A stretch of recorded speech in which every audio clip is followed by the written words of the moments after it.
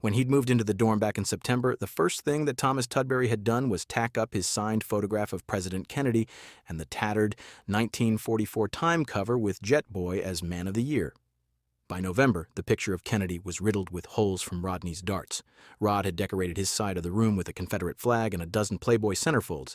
He hated Jews, niggers, jokers, and Kennedy, and didn't like Tom much either.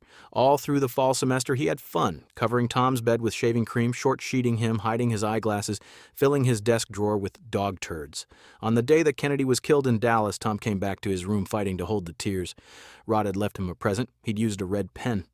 The whole top of Kennedy's head was dripping blood now, and over his eyes Rod had drawn little red X's. His tongue was sticking out of the corner of his mouth. Thomas Tudbury stared at that for a long time. He did not cry. He would not allow himself to cry. He began to pack his suitcases. The freshman parking lot was halfway across campus. The trunk on his 54 Mercury had a broken lock, so he tossed the bags into the back seat. He let the car warm up for a long time in the November chill. He must have looked funny sitting there, a short, overweight guy with a crew cut and horn-rimmed glasses pressing his head against the top of the steering wheel like he was going to be sick.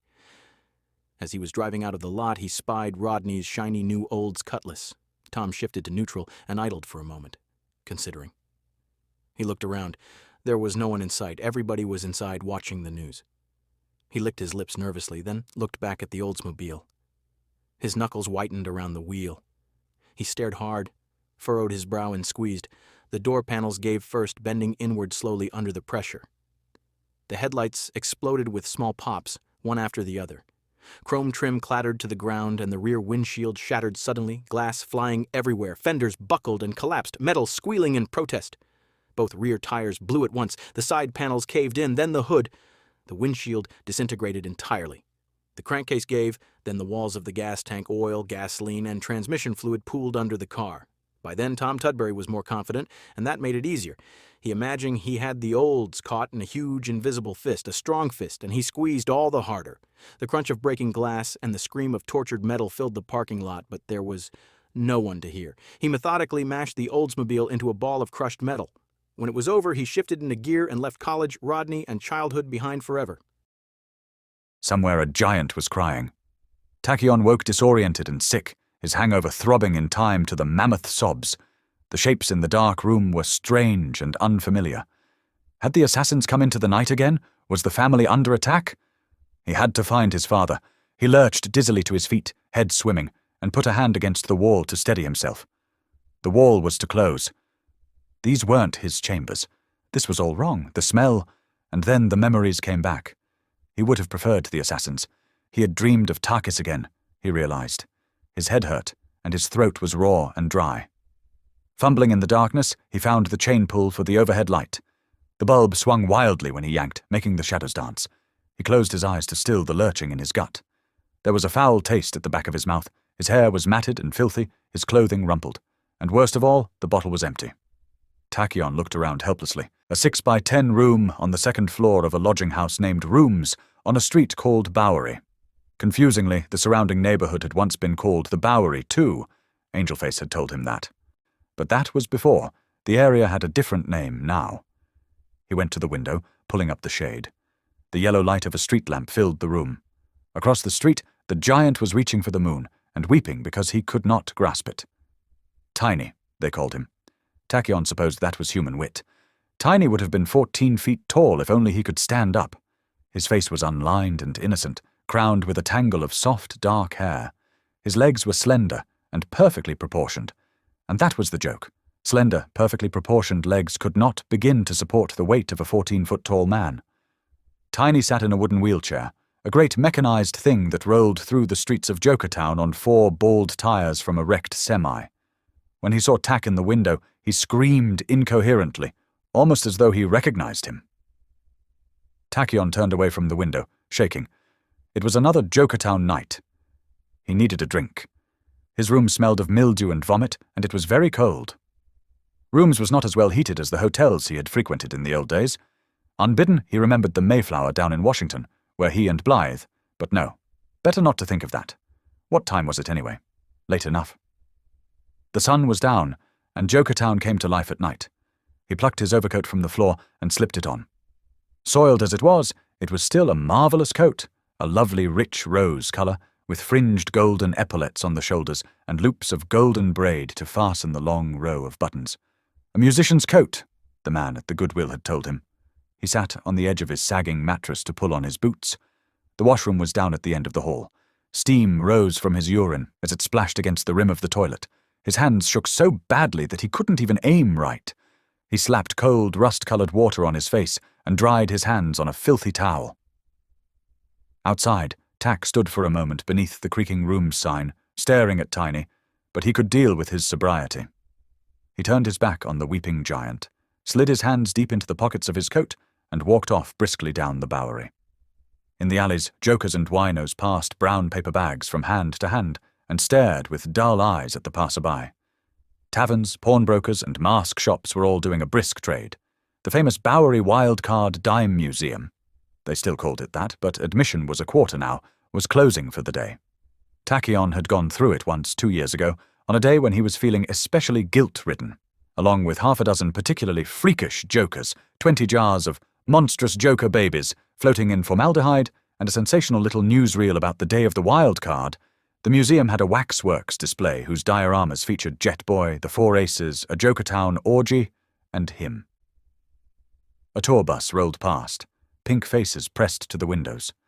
Beneath the neon light of a neighborhood pizza parlor, 4 youths in black leather jackets and rubber face masks eyed Tachyon with open hostility. They made him uneasy.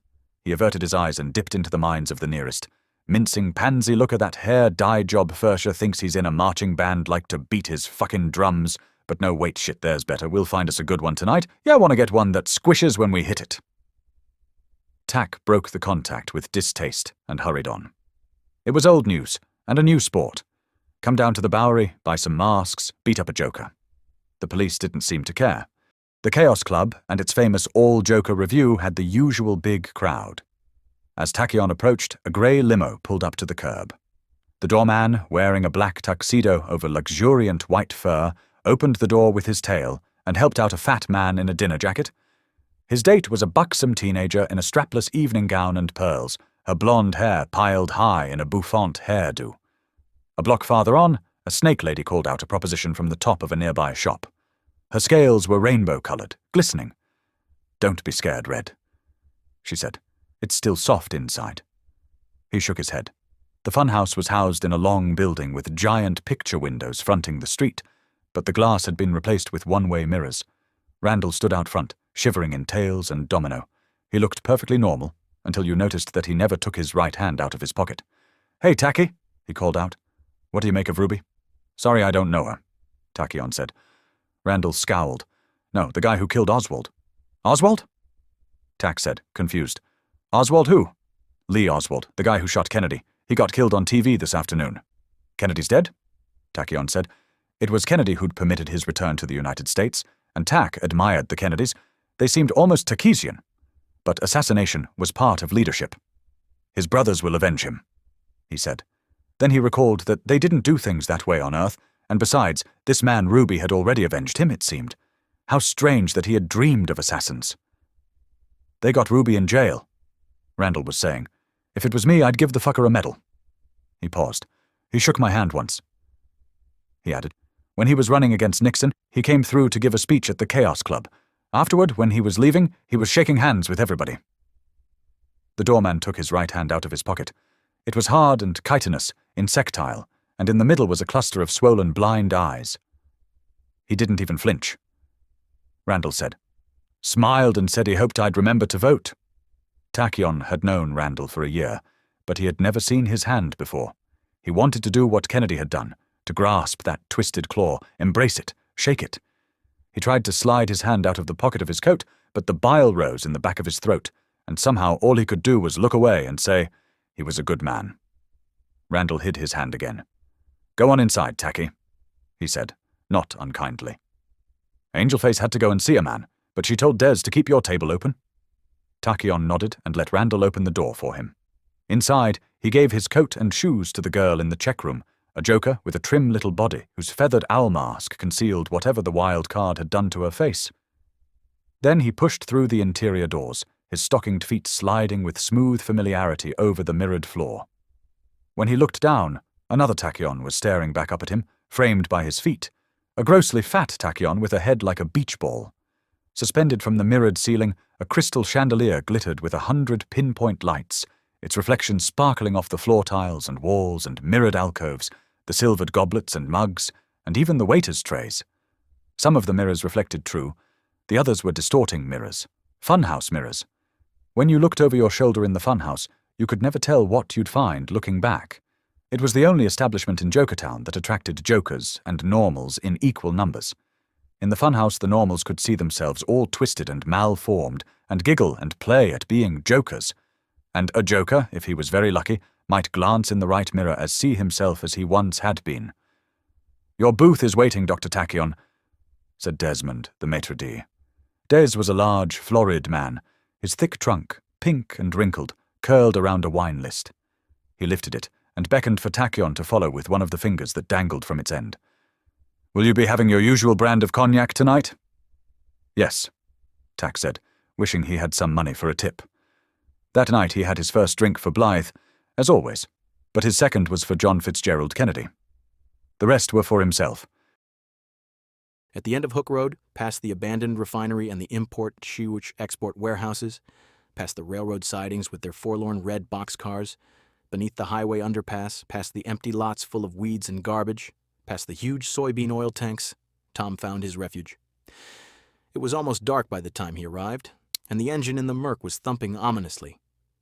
But Joey would know what to do about that. The junkyard stood hard on the oily, polluted waters of New York Bay. Behind a 10-foot-tall chain-link fence topped with 3 curly strands of barbed wire, a pack of junkyard dogs kept pace with his car, barking a raucous welcome that would have terrified anyone who knew the dogs less well. The sunset gave a strange bronze cast to the mountains of shattered, twisted, rusted automobiles, the acres of scrap metal, the hills and valleys of junk and trash. Finally, Tom came to the wide double gate. On one side, a metal sign warned trespassers keep out. On the other side, another sign told them to beware of dogs. The gate was chained and locked. Tom stopped and honked his horn. Just beyond the fence, he could see the 4-room shack that Joey called home. A huge sign was mounted on top of the corrugated tin roof, with yellow spotlights stuck up there to illuminate the letters. It said DeAngelis Scrap Metal and Auto Parts. The paint was faded and blistered by 2 decades of sun and rain. The wood itself had cracked, and one of the spots had burned out.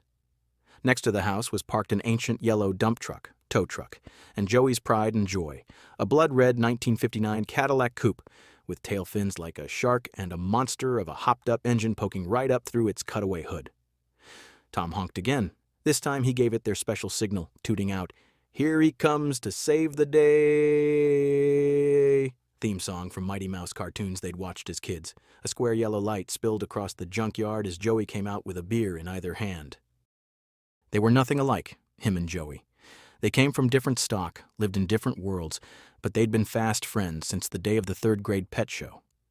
That was the day he'd found out that turtles couldn't fly, the day he realized what he was and what he could do. Stevie Bruder and Josh Jones had caught him out in the schoolyard. They played catch with his turtles, tossing them back and forth while Tommy ran between them, red-faced and crying. When they got bored, they bounced them off the punchball square chalked on the wall. Stevie's German Shepherd ate one. When Tommy tried to grab the dog, Stevie laid into him and left him on the ground with broken glasses and a split lip. They would have done worse, except Junkyard Joey, a scrawny kid with shaggy black hair, 2 years older than his classmates, but he'd already been left back twice, couldn't hardly read, and they always said he smelled bad on account of his father, Dom, who owned the junkyard. Joey wasn't as big as Stevie Bruder, but he didn't care, that day or any day. He just grabbed Stevie by the back of his shirt and yanked him around and kicked him in the balls. Then he kicked the dog too, and he would have kicked Josh Jones, except Josh ran away. As he fled, a dead turtle floated off the ground and flew across the schoolyard to smack him in the back of his fat red neck. Joey had seen it happen. "How'd you do that?" he said, astonished. Until the hat moment, even Tommy hadn't realized that he was the reason turtles could fly. It became their shared secret, the glue that held their odd friendship together. Tommy helped Joey with his homework and quizzed him for tests. Joey became Tommy's protector against the random brutality of playground and schoolyard. Tommy read comic books to Joey until Joey's own reading got so much better that he didn't need Tommy. Dom, a grizzled man with salt and pepper hair, a beer belly, and a gentle heart, was proud of that. He couldn't read himself, not even Italian. The friendship lasted through grammar school and high school and Joey's dropping out. It survived their discovery of girls, weathered the death of Dom DeAngelis and Tom's family moving off to Perth Amboy. Joey DeAngelis was still the only one who knew what Tom was. Joey popped the cap on another Rheingold with the church key that hung around his neck. Under his sleeveless white undershirt, a beer belly like his father's was growing. "You're too fucking smart to be doing shit work in a TV repair shop," he was saying. "It's a job," Tom said. "I did it last summer. I can do it full time. It's not important what kind of job I have. What's important is what I do with my, talent." "Talent?" Joey mocked. "You know what I mean, you dumb wop." Tom set his empty bottle down on the top of the orange crate next to the armchair. Most of Joey's furnishings weren't what you'd call lavish. He'd scavenged them from the junkyard. "I've been thinking about what Jet Boy said at the end, trying to think what it meant. I figured he was saying that there were things he hadn't done yet. Well, shit, I haven't done anything. All the way back, I asked what I could do for the country, you know? Well, fuck, we both know the answer to that one." Joey rocked back in his chair, sucking on his Rheingold and shaking his head. Behind him, the wall was lined with the bookshelves that Dom had built for the kids almost 10 years ago. The bottom row was all men's magazines, the rest were comic books. Their comic books, Superman's and Batman's, Action Comics and Detective, the classic illustrateds that Joey mined for all his book reports, horror comics and crime comics and air war comics, and best of all, their treasure and almost complete run of Jet Boy comics. Joey saw what he was looking at. "Don't even think it," he said. You're no fucking Jet Boy, Tuds." "No," said Tom. "I'm more than he was. I'm a dork," Joey suggested. "An ace," he said gravely. "Like the Four Aces." "They were a colored doo-wop group, weren't they?" Tom flushed. "You dumb wop. They weren't singers, they—" Joey cut him off with a sharp gesture. "I knew who the fuck they were, Tuds. Give me a break. They were dumb shits like you. They all went to jail or got shot or something, didn't they? Except for the fucking snitch. What's this name?" He snapped his fingers. "You know, the guy in Tarzan." "Jack Braun," Tom said. He'd done a term paper on the Four Aces once. "And I bet there are others hiding out there. Like me, I've been hiding, but no more. So you figure you're going to go to the Bayonne Times and give a fucking show? You asshole. You might as well tell them you're a commie. They'll make you move to Jokertown, and they'll break all the goddamn windows in your dad's house. They might even draft you, asswipe." "No," said Tom. "I've got it scoped out. The Four Aces were easy targets. I'm not going to let them know who I am or where I live." He used the beer bottle in his hand to gesture vaguely at the bookshelves. "I'm going to keep my name secret, like in the comics." Joey laughed out loud. "Fucking A. You gonna wear long johns too, you dumb shit." "God damn it," Tom said. He was getting pissed off. "Shut the fuck up." Joey just sat there, rocking and laughing. "Come on, big mouth," Tom snapped, rising. "Get off your fat ass and come outside and I'll show you just how dumb I am. Come on, you know so damned much." Joey DeAngelis got to his feet. "This I gotta see." Outside, Tom waited impatiently, shifting his weight from foot to foot, breath steaming in the cold November air, while Joey went to the big metal box on the side of the house and threw the switch. High atop their poles, the junkyard lights blazed to life. The dogs gathered around, sniffing, and followed them when they began to walk. Joey had a beer bottle poking out of a pocket of his black leather jacket. It was only a junkyard, full of garbage and scrap metal and wrecked cars, but tonight it seemed as magical as when Tommy was 10. On a rise overlooking the black waters of New York Bay, an ancient white Packard loomed like a ghostly fort. That was just what it had been. When Joey and he had been kids, their sanctum, their stronghold, their cavalry outpost, and space station and castle all rolled into one. It shone in the moonlight, and the waters beyond were full of promise as they lapped against the shore. Darkness and shadows lay heavy in the yard, changing the piles of trash and metal into mysterious black hills, with a maze of gray alleys between them. Tom led them into that labyrinth, past the big trash heap where they'd played King of the Mountain and dueled with scrap iron swords, past the treasure troves where they'd found so many busted toys and hunks of colored glass and deposit bottles, and once even a whole cardboard carton full of comic books. They walked between rows of twisted rusty cars stacked one on another, Fords and Chevys, Hudsons and DeSotos, a Corvette with a shattered accordion hood, a litter of dead beetles, a dignified black hearse as suave as the passengers it had carried. Tom looked at them all carefully. Finally he stopped. "That one," he said, pointing to the remains of an old gutted Studebaker Hawk.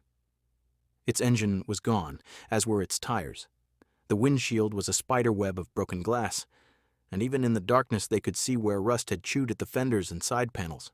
Not worth anything, right? Joey opened his beer. Go ahead, it's all yours. Tom took a deep breath and faced the car. His hands became fists at his side. He stared hard, concentrating. The car rocked slightly. Its front grille lifted an unsteady couple of inches off the ground. Woo-ee! Joey said derisively, punching Tom lightly in the shoulder. The Studebaker dropped with a clang, and a bumper fell off. Shit, I'm impressed, Joey said. Damn it, keep quiet and leave me alone, Tom said. I can do it, I'll show you. Just shut your fucking mouth for a minute. I've been practicing. You don't know the things I can do. Won't say a fucking word, Joey promised, grinning. He took a swig of his beer. Tom turned back to the Studebaker.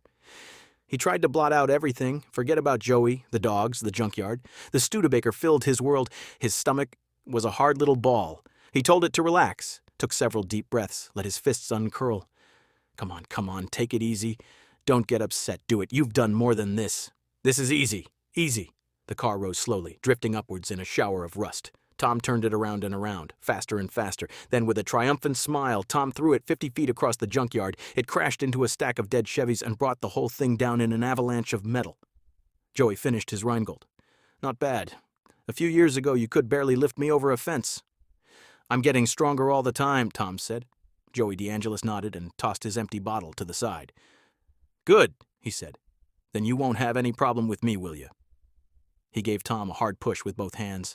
Tom staggered back a step, frowning. Cut it out, Joey. Make me, Joey said. He shoved him again, harder. This time Tom almost lost his footing. Damn it, stop it, Tom said. It's not funny, Joey? No, Joey said. He grinned. I think it's fucking hilarious. But hey, you can stop me, can't you? Use your damn power. He moved right up in Tom's face and slapped him lightly across the cheek. Stop me, Ace, he said. He slapped him harder. Come on, Jet Boy, stop me. The third slap was the hardest yet. Let's go, Soups. What you waiting for? The fourth blow had a sharp sting. The fifth snapped Tom's head half around. Joey stopped smiling. Tom could smell the beer on his breath. Tom tried to grab his hand, but Joey was too strong, too fast. He evaded Tom's grasp and landed another slap. You want a box, Ace? I'll turn you into dog meat. Dork! Asshole! The slap almost tore Tom's head off and brought stinging tears to his eyes. Stop me, Jagoff! Joey screamed. He closed his hand and buried his fist in Tom's stomach so hard it doubled him over and took his breath away. Tom tried to summon his concentration to grab and push, but it was the schoolyard all over again. Joey was everywhere. Fist raining down on him pushed him, screaming all the while, and Tom couldn't think, couldn't focus, couldn't do anything but hurt, and he was retreating, staggering back, and Joey came after him, fists cocked, and caught him with an uppercut that landed right on his mouth with a crack that made his teeth hurt. All of a sudden, Tom was lying on his back on the ground, mouth full of blood. Joey stood over him, frowning. Fuck, he said. I didn't mean to bust your lip. He reached down, took Tom by the hand, and yanked him roughly to his feet. Tom wiped blood from his lip with the back of his hand. There was blood on the front of his shirt, too. Look at me. I'm all messed up, he said with disgust. He glared at Joey. That wasn't fair. You can't expect me to do anything when you're pounding me, damn it. Uh-huh, Joey said. And while you're concentrating and squinting your eyes, you figure the fucking bad guys are just gonna leave you alone, right? He clapped Tom across the back. They'll knock out all your fucking teeth. That's if you're lucky, if they don't just shoot you. You ain't no jet boy, Tuds. He shivered. Come on, it's fucking cold out here. When he woke in warm darkness, Tach remembered only a little of the binge. But that was how he liked it. He struggled to sit up. The sheets he was lying on were satin, smooth and sensual, and beneath the odor of stale vomit he could smell the faint trace of some flowery perfume. Unsteady, he tossed off the bedclothes and pulled himself to the edge of the four-poster bed. The floor beneath his bare feet was carpeted. He was naked, the air uncomfortably warm on his bare skin. He reached out a hand, found the light switch, and whimpered a little at the brightness. The room was a pink and white clutter with Victorian furnishings and thick, sound-proofed walls. An oil painting of John F. Kennedy smiled down from above the hearth. In one corner stood a 3-foot-tall plaster statue of the Virgin Mary. Angelface was seated in a pink wing-back chair by the cold fireplace, blinking at him sleepily and covering her yawn with the back of her hand. Tach felt sick and ashamed. I put you out of your own bed again, didn't I? He said. It's all right, she replied. Her feet were resting on a tiny footstool. Her soles were ugly and bruised, black and swollen, despite the special padded shoes she wore. Otherwise she was lovely. Unbound, her black hair fell to her waist, and her skin had a flushed, radiant quality to it, a warm glow of life. Her eyes were dark and liquid, but the most amazing thing, the thing that never failed to astonish Tachyon, was the warmth in them, the affection he felt so unworthy of. With all he had done to her, and to all the rest of them, somehow this woman called Angelface forgave and cared. Tach raised a hand to his temple. Someone with a buzzsaw was trying to remove the back of his skull. "My head," he groaned. "At your prices, the least you could do is take the resins and poisons out of the drinks you sell. On Takis, we—" "I know," Angelface said. "On Takis, you've bred hangovers out of your wines. You told me that already." Tachyon gave her a weary smile. She looked impossibly fresh, wearing nothing but a short satin tunic that left her legs bare to the thigh. It was deep, wine red, lovely against her skin. But when she rose, he glimpsed the side of her face, where her cheek had rested against the chair as she slept. The bruise was darkening already, a purple blossom on her cheek. "Angel," he began. "It's nothing," she said. She pushed her hair forward to cover the blemish. "Your clothes were filthy. Mal took them out to be cleaned, so you're my prisoner for a while. How long have I slept?" Tachyon asked. "All day," Angelface replied. "Don't worry about it. Once I had a customer get so drunk he slept for 5 months. She sat down at her dressing table, lifted a phone, and ordered breakfast. Toast and tea for herself, eggs and bacon and strong coffee with brandy for Tachyon, with aspirin on the side. "No," he protested. "All that food, I'll get sick. You have to eat. Even spacemen can't live on cognac alone. Please. If you want to drink, you'll eat," she said brusquely. "That's the deal, remember?" "The deal, yes." He remembered. Angelface provided him with rent money, food, and an unlimited bar tab, as much drink as he'd ever need to wash away his memories. All he had to do was eat and tell her stories. She loved to listen to him talk. He told her family anecdotes, lectured about Takisian customs, filled her with history and legends and romances, with tales of balls and intrigues and beauty far removed from the squalor of Jokertown. Sometimes, after closing, he would dance for her, tracing the ancient, intricate pavans of Takis across the nightclub's mirrored floors while she watched and urged him on. Once, when both of them had drunk far too much wine, she talked him into demonstrating the wedding pattern, an erotic ballet that most Takisians danced but once, on their wedding night. That was the only time she had ever danced with him, echoing the steps, hesitantly at first, and then faster and faster, swaying and spinning across the floor until her bare feet were raw and cracked and left wet smears upon the mirror tiles. In the wedding pattern, the dancing couple came together at the end, collapsing into a long, triumphant embrace. But that was on Takis. Here, when the moment came, she broke the patterns and shied away from him, and he was reminded once again that Takis was far away. 2 years before, Desmond had found him unconscious and naked in a Jokertown alley. Someone had stolen his clothing while he slept, and he was fevered and delirious. Des had summoned help to carry him to the funhouse. When he came to, he was lying on a cot in the back room, surrounded by beer kegs and wine racks. "Do you know what you were drinking?" Angelface had asked him when they'd brought him to her office. He hadn't known. All he recalled was that he'd needed a drink so badly it was an ache inside him, and the old black man in the alley had generously offered to share. "It's called Sterno," Angelface told him. She had Des bring in a bottle of her finest brandy. If a man wants to drink, that's his business, but at least you can kill yourself with a little class. The brandy spread thin tendrils of warmth through his chest and stopped his hands from shaking. When he'd emptied the snifter, Tach had thanked her effusively, but she drew back when he tried to touch her. He asked her why. "I'll show you," she had said, offering her hand. "Lightly," she told him. His kiss had been the merest brush of his lips, not on the back of her hand but against the inside of her wrist, to feel her pulse, the life current inside her, because she was so very lovely and kind, and because he wanted her. A moment later he'd watched with sick dismay as her skin darkened to purple and then black. Another of mine, he'd thought. Yet somehow they had become friends. Not lovers, of course, except sometimes in his dreams. Her capillaries ruptured at the slightest pressure, and to her hypersensitive nervous system, even the lightest touch was painful.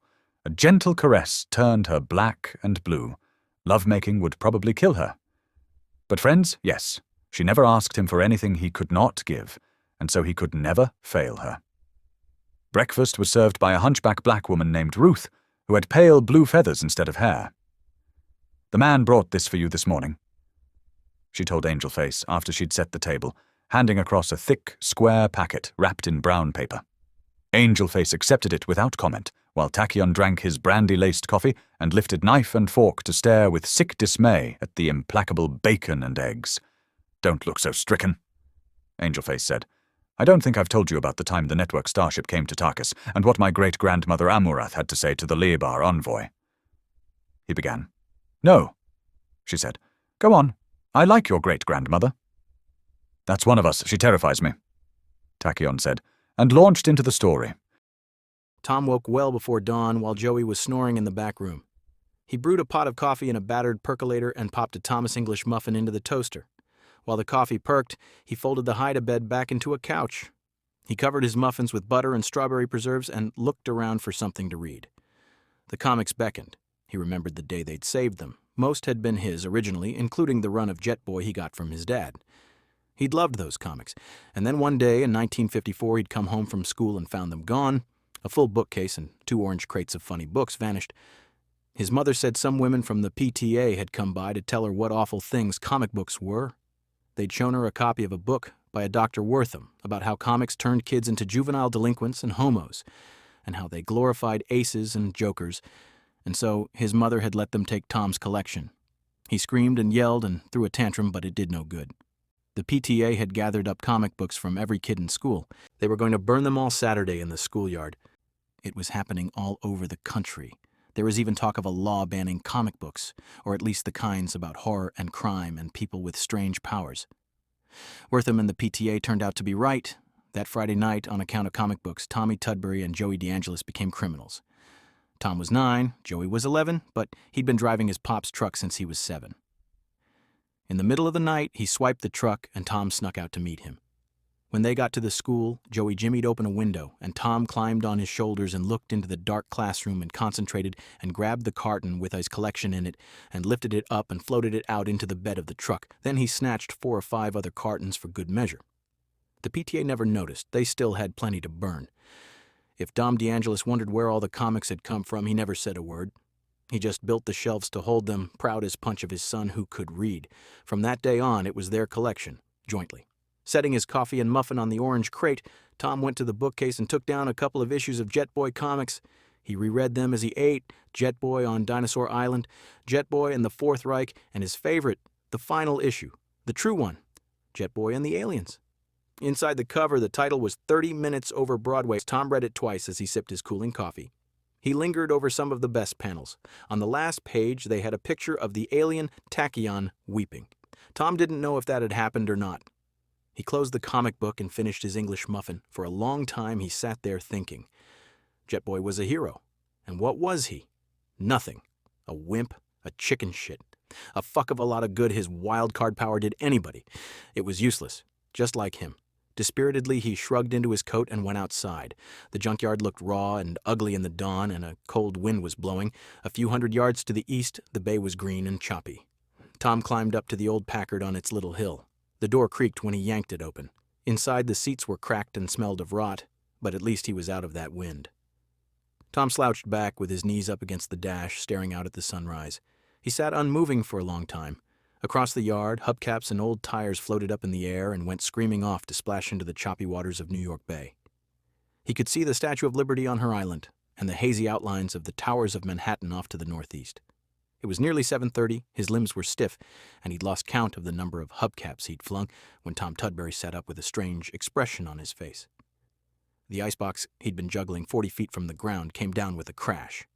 He ran his fingers through his hair and lifted the icebox again, moved it over 20 yards or so and dropped it right on Joey's corrugated tin roof. Then he did the same with a tire, a twisted bicycle, 6 hubcaps, and a little red wagon. The door to the house flew open with a bang, and Joey came charging out into the cold wearing nothing but boxer shorts and a sleeveless undershirt. He looked real pissed. Tom snatched his bare feet, pulled them out from under him, and dumped him on his butt, hard. Joey cursed. Tom grabbed him and yanked him into the air upside down. "Where the fuck are you, Tudbury?" Joey screamed. "Cut it out, you dork! Let me down!" Tom imagined 2 invisible hands and tossed Joey from one to the other. When I get down, I'm going to punch you so fucking hard you'll eat from a straw for the rest of your life, Joey promised. Tom grabbed him and yanked him into the air upside down. Where the fuck are you, Tudbury? Joey screamed. Cut it out, you dork! Let me down! Tom imagined two invisible hands and tossed Joey from one to the other. When I get down, I'm going to punch you so fucking hard you'll eat from a straw for the rest of your life, Joey promised. The crank was stiff from years of disuse, but Tom finally managed to roll down the Packard's window. He struck his head out. Hiya, kids, hiya, hiya, hiya, he croaked, chortling. Suspended 12 feet from the ground, Joey dangled and made a fist. I'll pluck your fucking magic twanger, shithead, he shouted. Tom yanked off his boxer shorts and hung them from a telephone pole. You're gonna die, Tudbury, Joey said. Tom took a big breath and set Joey on the ground, very gently. The moment of truth. Joey came running at him, screaming obscenities. Tom closed his eyes, put his hands on the steering wheel, and lifted. The Packard shifted beneath him. Sweat dotted his brow. He shut out the world, concentrated, counted to 10. Slowly, backward. When he finally opened his eyes, half expecting to see Joey's fist smashing into his nose, there was nothing to behold but a seagull perched on the hood of the Packard, its head cocked as it peered through the cracked windshield. He was floating. He was flying. Tom stuck his head out of the window. Joey stood 20 feet below him, glaring, hands on his hips and a disgusted look on his face. Now! Tom yelled down, smiling. What was it you were saying last night? I hope you can stay up there all day, you son of a bitch, Joey said. He made an ineffectual fist and waved it. Lank black hair fell across his eyes. Ah, shit. What does this prove? If I had a gun, you'd still be dead meat. If you had a gun, I wouldn't be sticking my head out the window, Tom said. In fact, it'd be better if I didn't have a window. He considered that for a second, but it was hard to think while he was up here. The Packard was heavy. I'm coming down, he said to Joey. You calm down? Joey grinned. Try me and see, Tuds. Move out of the way. I don't want to squash you with this damn thing. Joey shuffled to one side, bare ass and goose pimpled, and Tom let the Packard settle as gently as an autumn leaf on a still day. He had the door half open when Joey reached in, grabbed him, yanked him up, and pushed him back against the side of the car, his other hand cocked into a fist. I oughta, he began. Then he shook his head, snorted, and punched Tom lightly on the shoulder. Give me back my fucking drawers, Ace, he said. Back inside the house, Tom reheated the leftover coffee. I'll need you to do the work, he said, as he made himself some scrambled eggs and ham and a couple more English muffins. Using his telekinesis always gave him quite an appetite. You took auto shop and welding and all that shit. I'll do the wiring. Wiring? Joey said, warming his hands over his cup. What the fuck for? The lights and TV cameras. I don't want any windows people can shoot through. I know where we can get some cameras cheap, and you got lots of old sets around here. I'll just fix them up. He sat down and attacked his eggs wolfishly. I'll need loudspeakers too. Some kind of PA system, a generator. Wonder if I'll have room for a refrigerator in there. That Packard's a big motherfucker, Joey said. Take out the seats and you'll have for 3 of the fuckers. Not the Packard, Tom said. I'll find a lighter car. We can cover up the windows with old body panels or something. Joey pushed hair out his eyes. Fuck the body panels. I got armor plate from the war. They scraped a bunch of ships at the Navy base in 46 and 47, and Dom put in a bid for the metal and bought us 20 goddamn tons. Fucking waste of money. Who the fuck wants to buy battleship armor? I still got it all. It's sitting way out back, rusting. You need a 16-inch gun to punch through that shit, Tuds. You'll be safe as... Fuck, I don't know. Safe, anyhow. Tom knew. Safe, he said loudly, as a turtle in its shell. Only 10 shopping days were left until Christmas, and Tach sat in one of the window alcoves, nursing an Irish coffee against the December cold and gazing through the one-way glass at the Bowery. The funhouse wouldn't open for another hour yet, but the back door was always unlocked for Angelface's friends. Up on stage, a pair of Joker jugglers who called themselves Cosmos and Chaos were tossing bowling balls around. Cosmos floated 3 feet above the stage in the lotus position, his eyeless face serene. He was totally blind, but never missed a beat or dropped a ball. His partner, 6-armed Chaos, capered around like a lunatic, chortling and telling bad jokes and keeping a cascade of flaming clubs going behind his back with 2 arms, while the other 4 flung bowling balls at Cosmos. Tach spared them only a glance. As talented as they were, their deformities pained him. Mal slid into his booth. How many of those you had? The bouncer demanded, glaring at the Irish coffee. The tendrils that hung from his lower lip expanded and contracted in a blind, worm-like pulsing, and his huge, malformed, blue-black jaw gave his face a look of belligerent contempt. I don't see that it's any of your business. You're no damn use at all, are you? I never claimed I was. Mal grunted. You're worth about as much as a sack of shit. I don't see why the hell Angel needs no damn panty-waist spaceman hanging round the place sopping up her booze. She doesn't. I told her that. You can't tell that woman nothing. Mal agreed. He made a fist. A very large fist. Before the day of the wild card, he'd been the 8th-ranked heavyweight contender. Afterward, he had climbed as high as 3rd, until they banned wild cards from professional sports and wiped out his dreams in a stroke. The measure was aimed at aces, they said, to keep the games competitive, but there had been no exceptions made for jokers. Mal was older now, sparse hair turned iron grey, but he still looked strong enough to break Floyd Patterson over his knee and mean enough to stare down Sonny Liston. "Look at that!" he growled in disgust, glaring out the window. Tiny was outside in his chair. "What the hell is he doing here? I told him not to come by here no more." Mal started for the door. "Can't you just leave him alone?" Tachyon called after him. "He's harmless." "Harmless?" Mal rounded on him.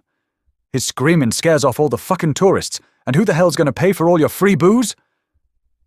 But then the door pushed open, and Desmond stood there, overcoat folded over one arm, his trunk half raised.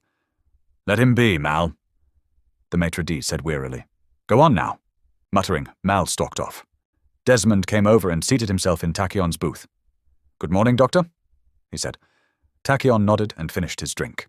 The whiskey had all gone to the bottom of the cup, and it warmed him on the way down. He found himself staring at the face in the mirrored tabletop. A worn, dissipated, coarse face, eyes reddened and puffy, long red hair tangled and greasy, features distorted by alcoholic bloat. That wasn't him. That couldn't be him. He was handsome, clean-featured, distinguished. His face was Desmond's trunk snaked out, its fingers locking around his wrist roughly, yanking him forward. "You haven't heard a word I've said, have you?" Des said, his voice low and urgent with anger. Blearily, Tach realized that Desmond had been talking to him. He began to mutter apologies. "Never mind about that," Des said, releasing his grip. "Listen to me. I was asking for your help, Doctor. I may be a joker, but I'm not an uneducated man. I've read about you. You have certain abilities, let us say." "No," Tach interrupted. "Not the way you're thinking. Your powers are quite well documented." Des said. "I don't—" Tach began, awkwardly. He spread his hands. "That was then. I've lost, I can't not anymore." He stared down at his own wasted features, wanting to look Des in the eye, to make him understand, but unable to bear the sight of the Joker's deformity. "You mean you won't?" Des said. He stood up. "I thought that if I spoke to you before we opened, I might actually find you sober. I see I was mistaken. Forget everything I said." "I'd help you if I could," Tach began to say. "I wasn't asking for me," Des said sharply. When he was gone, Tachyon went to the long silver-chrome bar and got down a full bottle of cognac. The first glass made him feel better, the second stopped his hands from shaking. By the third he had begun to weep. Mal came over and looked down at him in disgust. "Never knew no man cried as much as you do," he said, thrusting a dirty handkerchief at Tachyon roughly before he left to help them open. He had been aloft for 4.5 hours when the news of the fire came crackling over the police band radio down by his right foot. Not very far aloft, true, only about 6 feet from the ground, but that was enough, 6 feet or 60. It didn't make all that much difference, Tom had found. 4.5 hours, and he didn't feel the least bit tired yet. In fact, he felt sensational. He was strapped securely into a bucket seat Joey had pulled from a mashed-up Triumph TR3 and mounted on a low pivot right in the center of the VW. The only light was the wan phosphor glow from an array of mismatched television screens that surrounded him on all sides. Between the cameras and their tracking motors, the generator, the ventilation system, the sound equipment, the control panels, the spare box of vacuum tubes, and the little refrigerator. He hardly had space to swing around. But that was okay. Tom was more a claustrophile than a claustrophobe anyway. He liked it in here. Around the exterior of the gutted Beetle, Joey had mounted 2 overlapping layers of thick battleship armor. It was better than a goddamn tank. Joey had already pinged a few shots off it with the Luger that Dom had taken off a German officer during the war. A lucky shot might be able to take one of his cameras or lights, but there was no way to get to Tom himself inside the shell. He was better than safe. He was invulnerable, and when he felt this secure and sure of himself, there was no limit on what he might be able to do. The shell was heavier than the Packard by the time they'd gotten finished with it, but it didn't seem to matter. 4.5 hours, never touching the ground, sliding around silently and almost effortlessly through the junkyard, and Tom hadn't even worked up a sweat. When he heard the report over the radio, a jolt of excitement went through him. This is it, he thought. He ought to wait for Joey, but Joey had driven to Pompeii Pizza to pick up dinner, pepperoni, onion, and extra cheese, and there was no time to waste. This was his chance. The ring of lights on the bottom of the shell threw dark shadows over the hills of twisted metal and trash as Tom pulled the shell higher into the air, 8 feet up, 10, 12. His eyes flicked nervously from one screen to the next, watching the ground recede. One screen, its picture tube filched from an old Sylvania, began a slow vertical roll. Tom played with the knob and stopped it. His palms were sweaty. 15 feet up, he began to creep forward until the shell reached the shoreline. In front of him was darkness. It was too thick a night to see New York, but he knew it was there. Over the water, he'd be joining Jetboy and JFK a lot sooner than he planned. Even if he could unscrew the hatch quickly enough to avoid drowning, he couldn't swim. But he wasn't going to lose it, Tom thought suddenly. Why the fuck was he hesitating? He wasn't going to lose it ever again, was he? He had to believe that. He pressed his lips together, pushed off with his mind, and the shell slid smoothly out over the water. The salt waves beneath him rose and fell. He'd never had to push against water before. It felt different. Tom had an instant of panic. The shell rocked and dropped 3 feet before he caught hold of himself and adjusted. He calmed himself with an effort, shoved upward, and rose. High, he thought. He'd come in high. He'd fly in like Jetboy, like Black Eagle, like a fucking ace. The shell moved out, faster and faster, gliding across the bay with swift serenity as Tom gained confidence. He'd never felt so incredibly powerful, so good, so goddamned right. The compass worked fine. In less than 10 minutes, the lights of the Battery and the Wall Street district loomed up before him. Tom pushed still higher and floated uptown, hugging the shoreline of the Hudson.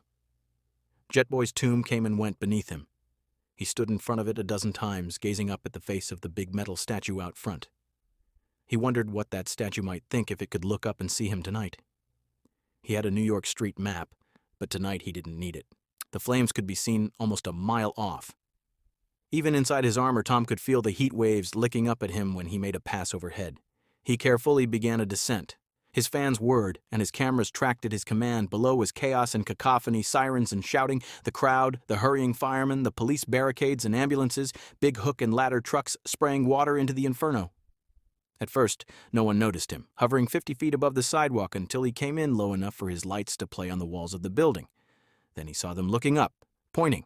He felt giddy with excitement. But he had only an instant to relish the feeling. Then, from the corner of an eye, he saw her in one of his screens. She appeared suddenly in a fifth-floor window, bent over and coughing, her dress already afire. Before he could act, the flames licked at her. She screamed and jumped. He caught her in midair. Without thinking, without hesitating, without wondering whether he could do it, he just did it, caught her and held her and lowered her gently to the ground. The firemen surrounded her, put out her dress, and hustled her into an ambulance. And now Tom saw everyone was looking up at him, at the strange dark shape floating in the night, with its ring of shining lights. The police band was crackling. They were reporting him as a flying saucer, he heard. He grinned. A cop climbed up on top of his police car, holding a bullhorn, and began to hail him. Tom turned off the radio to hear better over the roar of flames. He was telling Tom to land and identify himself, asking who he was, what he was. That was easy. Tom turned on his microphone. "I'm the Turtle," he said. The VW had no tires. In the wheel wells, Joey had rigged the most humongous speakers they could find, powered by the largest amp on the market. For the first time, the voice of the Turtle was heard in the land, a booming, "I'm the Turtle," echoing down the streets and alleys, a rolling thunder crackling with distortion, except what he said didn't sound quite right. Tom cranked the volume up even higher, injected a little more bass into his voice.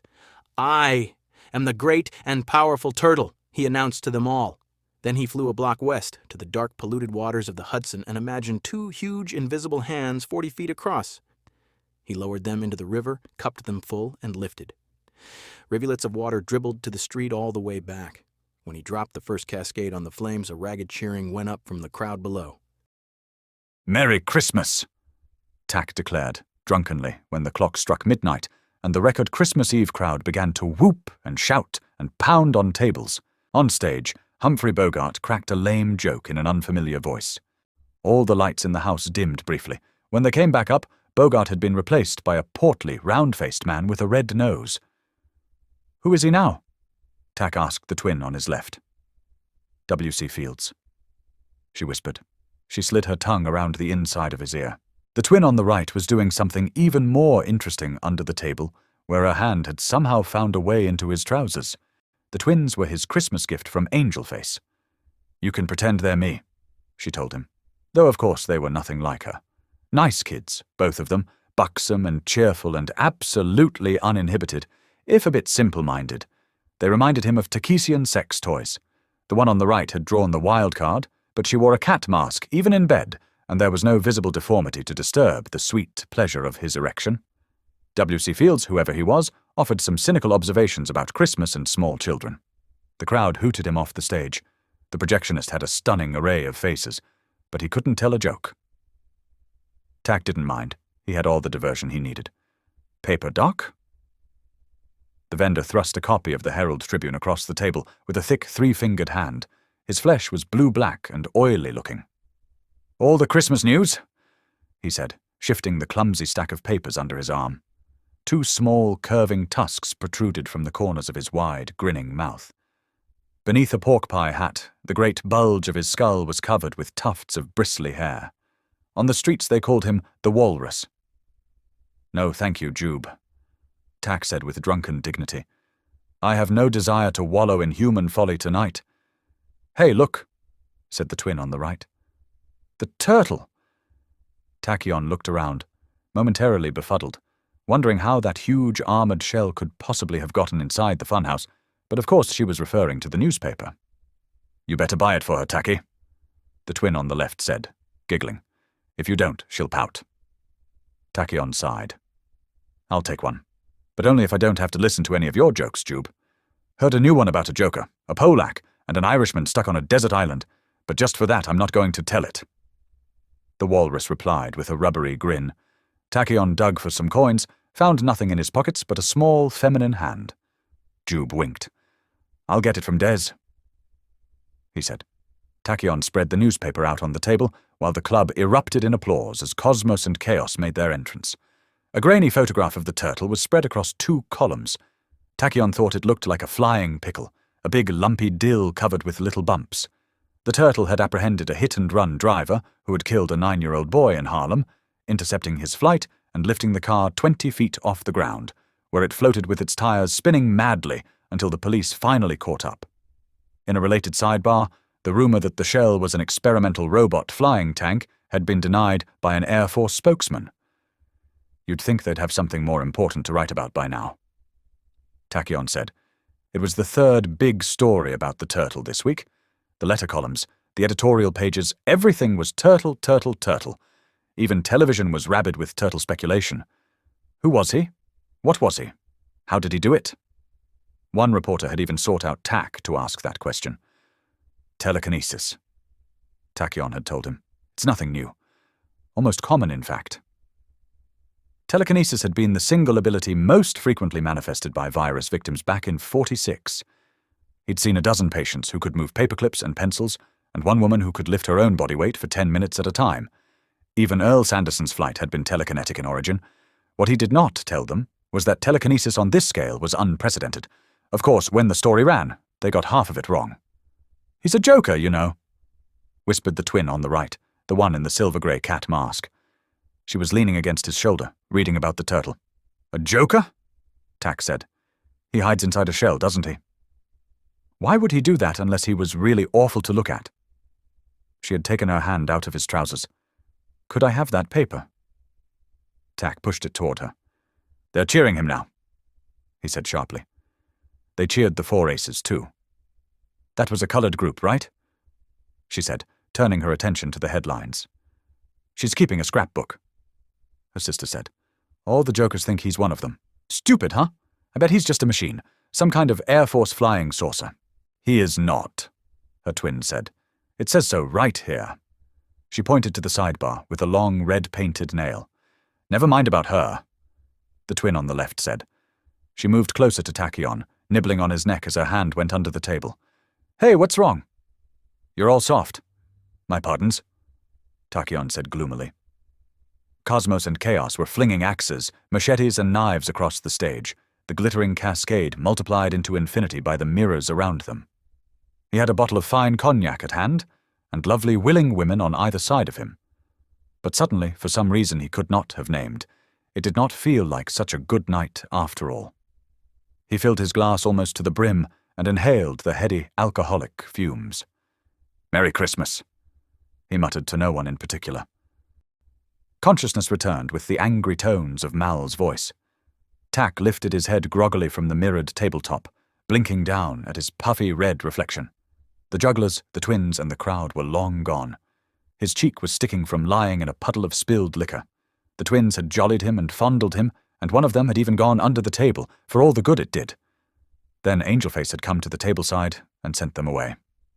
"Go to sleep, Tacky," she'd said. Mal had come up to ask if he should lug him back to bed. "Not today," she'd said. "You know what day this is. Let him sleep it off here." He couldn't recall when he'd gone to sleep. His head was about to explode, and Mal's shouting wasn't making things any better. "I don't give a flying fuck what you were promised. You're not seeing her!" The bouncer yelled. A softer voice said something in reply. "You'll get your fucking money, but that's all you'll get." Mal snapped. Tach raised his eyes. In the mirrors he saw their reflections darkly, odd twisted shapes outlined in the wan dim light, reflections of reflections, hundreds of them. Beautiful, monstrous, uncountable, his children, his heirs, the offspring of his failures, a living sea of jokers. The soft voice said something else. "Ah, kiss my joker ass," Mal said. He had a body like a twisted stick and a head like a pumpkin. It made Tach smile. Mal shoved someone and reached behind his back, groping for his gun. The reflections and the reflections of the reflections, the gaunt shadows and the bloated ones, the round-faced ones, filling the club with noise. A hoarse shout from Mal, the crack of gunfire. Instinctively Tach dove for cover, cracking his forehead hard on the edge of the table as he slid down. He blinked back tears of pain and lay curled up on the floor, peering out at the reflections of feet, while the world disintegrated into a sharp-edged cacophony. Glass was shattering and falling, mirrors breaking on all sides, silvered knives flying through the air, too many for even cosmos and chaos to catch, dark splinters eating into the reflections, taking bites out of all the twisted shadow shapes, blood splattering against the cracked mirrors. It ended as suddenly as it had begun. The soft voice said something, and there was the sound of footsteps, the crunch of glass underfoot. A moment later, a muffled scream from off behind him. Tach lay under the table, drunk and terrified. His finger hurt. Bleeding, he saw, sliced open by a sliver of mirror. All he could think of were the stupid human superstitions about broken mirrors and bad luck. He cradled his head in his arms so the awful nightmare would go away. When he awoke again, a policeman was shaking him roughly. "Mal was dead," one detective told him. They showed him a morgue photo of the bouncer lying in a pool of blood and a welter of broken glass. Ruth was dead too, and one of the janitors, a dim-witted cyclops who had never hurt anyone. They showed him a newspaper. The Santa Claus slaughter, that was what they called it, and the lead was about 3 jokers who'd found death waiting under the tree on Christmas morning. Miss Fascetti was gone. The other detective told him. Did he know anything about that? Did he think she was involved? Was she a culprit or a victim? What could he tell them about her? He said he didn't know any such person until they explained that they were asking about Angela Fascetti, and maybe he knew her better as Angelface. She was gone, and Mal was shot dead. And the most frightening thing of all was that Tach did not know where his next drink was coming from. They held him for 4 days, questioning him relentlessly, going over the same ground again and again, until Tachyon was screaming at them, demanding his rights, demanding a lawyer, demanding a drink. They gave him only the lawyer.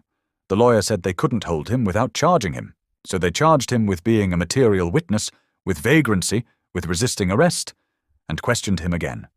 By the 3rd day, his hands were shaking, and he was having waking hallucinations.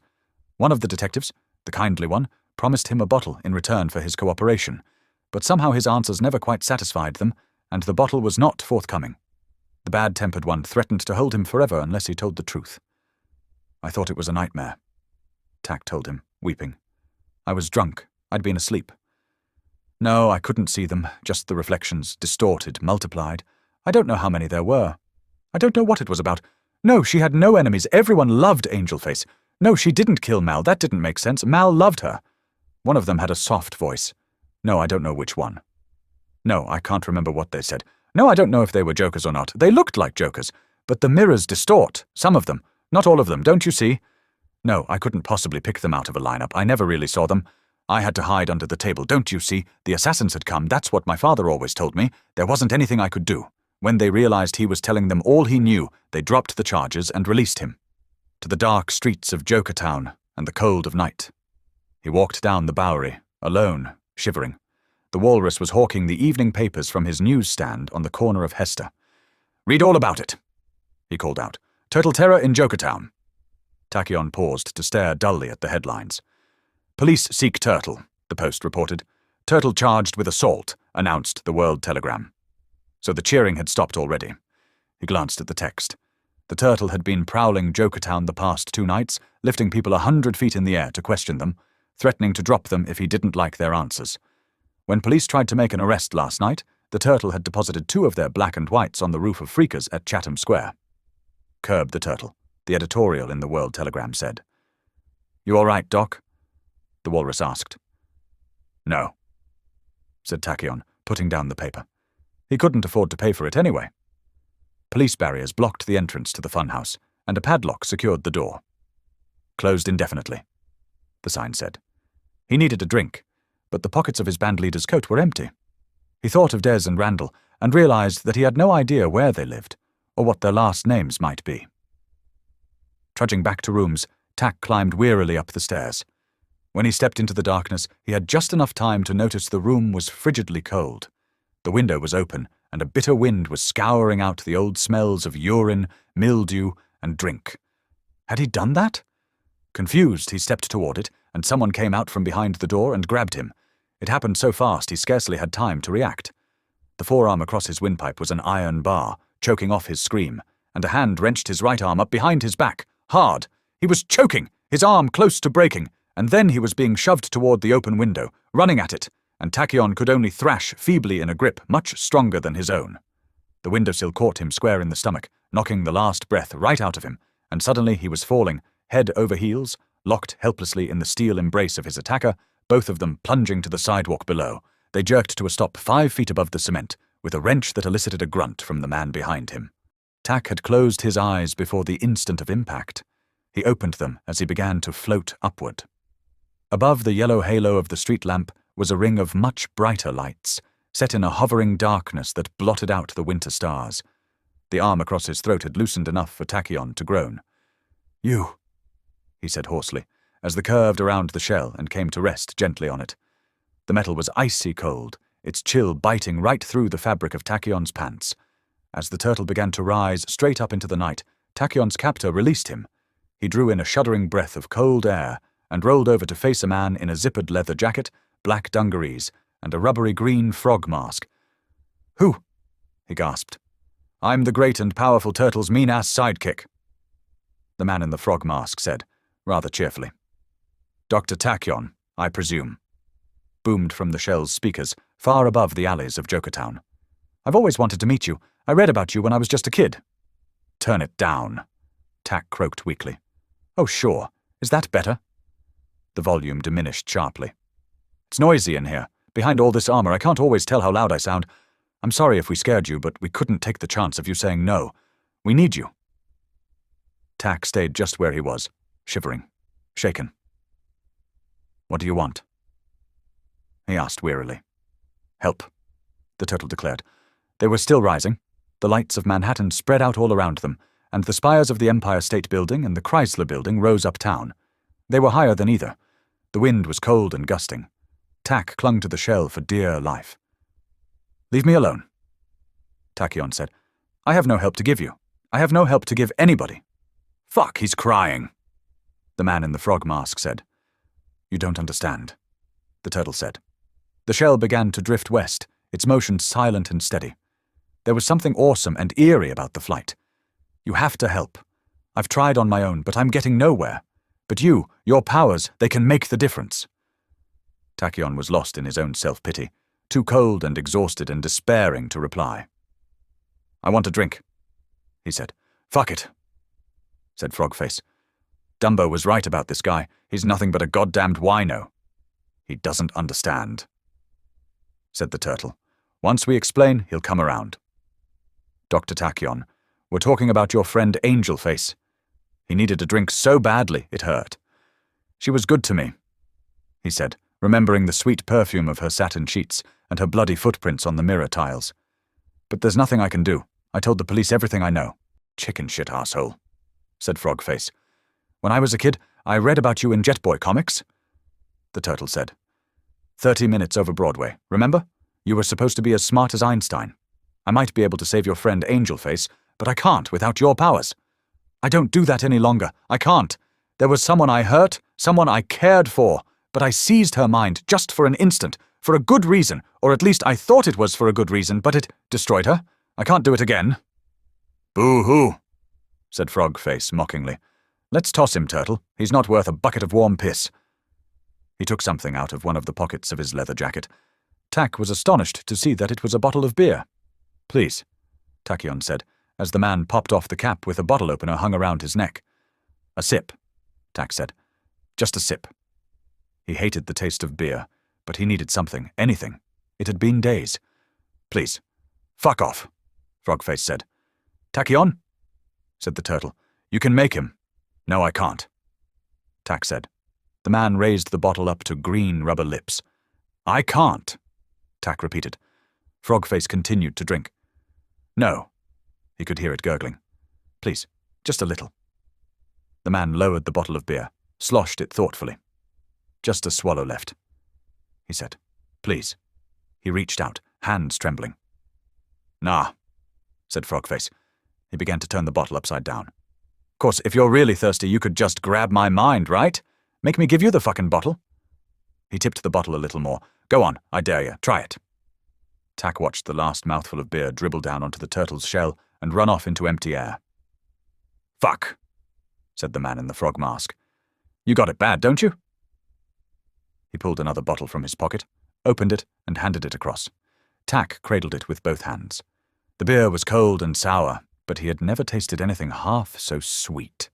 He drained it all in one long swallow. "Got any other smart ideas?" Frogface asked the turtle. Ahead of them was the blackness of the Hudson River, the lights of Jersey off to the west. They were descending.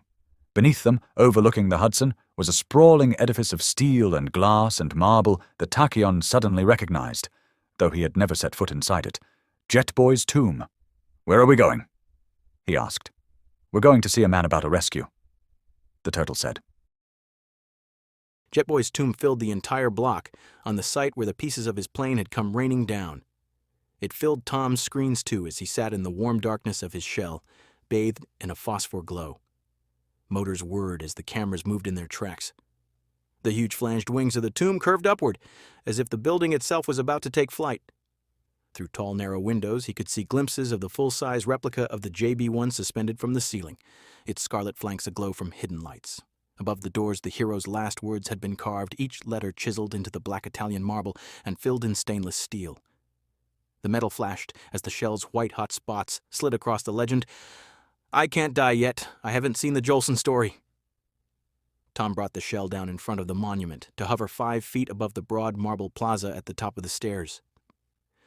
Nearby, a 20-foot-tall steel jetboy looked over the West Side Highway and the Hudson beyond, his fists cocked.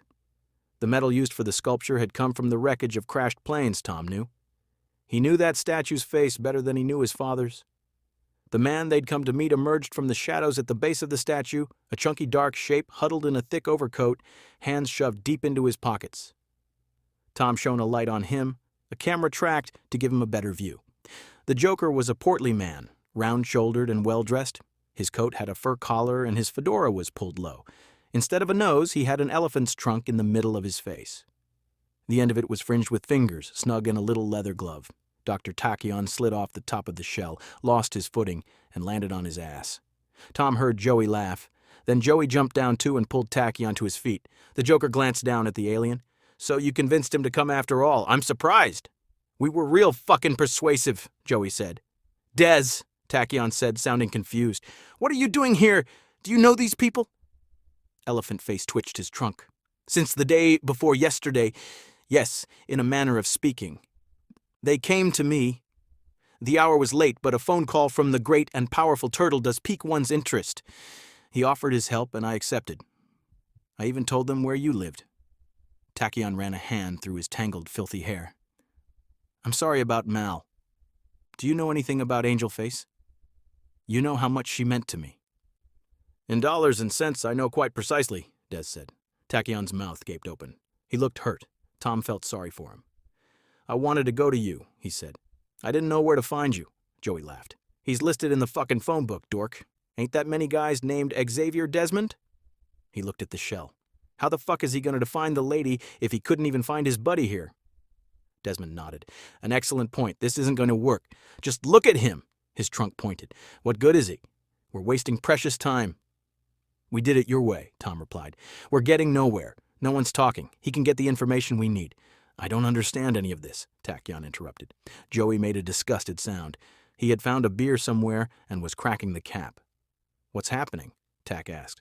"If you had been the least bit interested in anything besides cognac and cheap tarts, you might know," Des said icily. "Tell him what you told us," Tom commanded. When he knew, Tachyon would surely help, he thought. He had too. Des gave a heavy sigh. "Angelface had a heroin habit. She hurt, you know. Perhaps you noticed that from time to time, Doctor? The drug was the only thing that got her through the day. Without it, the pain would have driven her insane. Not was hers an ordinary junkie's habit. She used uncut heroin in quantities that would have killed any normal user. You saw how minimally it affected her. Her Joker metabolism is a curious thing. Do you have any idea how expensive heroin is, Dr. Tachyon?" "Never mind, I see that you don't. Angelface made quite a bit of money from the funhouse, but it was never enough. Her source gave her credit until she was in far over her head, then demanded, call it a promissory note, or a Christmas present. She had no choice. It was that or be cut off. She hoped to come up with the money, being an eternal optimist.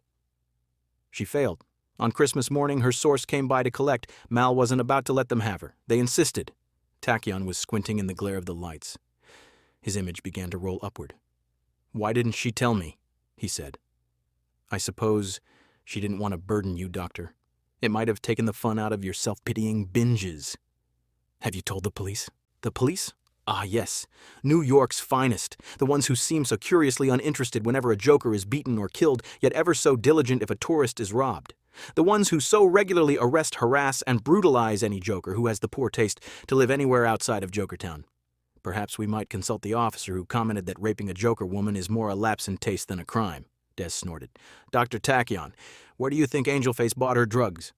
Do you think any ordinary street pusher would have access to uncut heroin in the quantities she needed? The police were her source. The head of the Jokertown narcotics squad, if you care to be precise.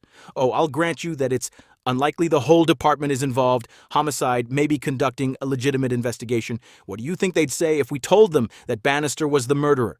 You think they'd arrest one of their own on the strength of my testimony or the testimony of any joker?" "We'll make good her note," Tachyon blurted. "We'll give this man his money or the fun house or whatever it is he wants." "The promissory note," Desmond said wearily, "was not for the fun house. Whatever it was, give it to him." "She promised him the only thing she still had that he wanted," Desmond said. "Herself, her beauty and her pain. The word's out on the street, if you know how to listen. There's going to be a very special New Year's Eve party somewhere in the city. Invitation only. Expensive. A unique thrill. Bannister will have her first. He's wanted that for a long time. But the other guests will have their turn. Jokertown hospitality." Tachyon's mouth worked soundlessly for a moment. "The police?" he finally managed. He looked as shocked as Tom had been when Desmond had told him and Joey. "Do you think they love us, Doctor? We're freaks. We're diseased. Jokertown is a hell, a dead end, and the Jokertown police are the most brutal, corrupt, and incompetent in the city. I don't think anyone planned what happened at the funhouse. But it happened, and Angelface knows too much. They can't let her live, so they're going to have some fun with the Joker cunt." Tom Tudbury leaned toward his microphone. "I can rescue her," he said. "These fuckers haven't seen anything like the great and powerful turtle, but I can find her," Des said. "She has a lot of friends. But none of us can read minds or make a man do something he doesn't want to." "I can't," Tachyon protested. He seemed to shrink into himself, to edge away from them, and for an instant Tom thought the little man was going to run away. "You don't understand." "What a fucking candy ass," Joey said loudly. Watching Tachyon crumble on his screens, Tom Tudbury finally ran out of patience. "If you fail, he said. "And if you don't try, you fail too, so what the fuck difference does it make? Jetboy failed, but at least he tried. He wasn't an ace. He wasn't a goddamn Tachyon. He was just a guy with a jet. But he did what he could." "I want to. I just can't," Des trumpeted his disgust. Joey shrugged. Inside his shell, Tom sat in stunned disbelief. He wasn't going to help. He hadn't believed it, not really. Joey warned him, Desmond too. But Tom insisted he'd been sure. This was Dr. Tachyon. Of course he'd help. Maybe he was having some problems, but once they explained the situation to him, once they made it clear what was at stake and how much they needed him, he had to help. But he was saying no. It was the last goddamn straw. He twisted the volume knob all the way up.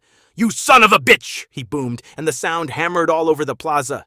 Tachyon flinched away. "You no good fucking little alien chicken shit!" Tachyon stumbled backward down the stairs, but the turtle drifted after him, loudspeakers blaring. It was all a lie, wasn't it? Everything in the comic books, everything in the papers, it was all a stupid lie.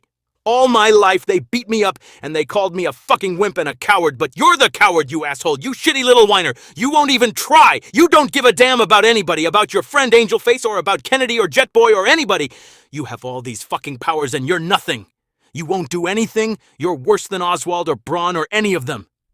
Tachyon staggered down the steps, hands over his ears, shouting something intelligible. But Tom was past listening. His anger had a life of its own now. He lashed out, and the alien's head snapped around and reddened with the force of a slap. "Asshole!" Tom was shrieking. "You're the one in a shell!" Invisible blows rained down on Tachyon in a fury. He reeled, fell, rolled a third of the way down the stairs, tried to get back to his feet, was bowled over again, and bounced down to the street head over heels. "Asshole!"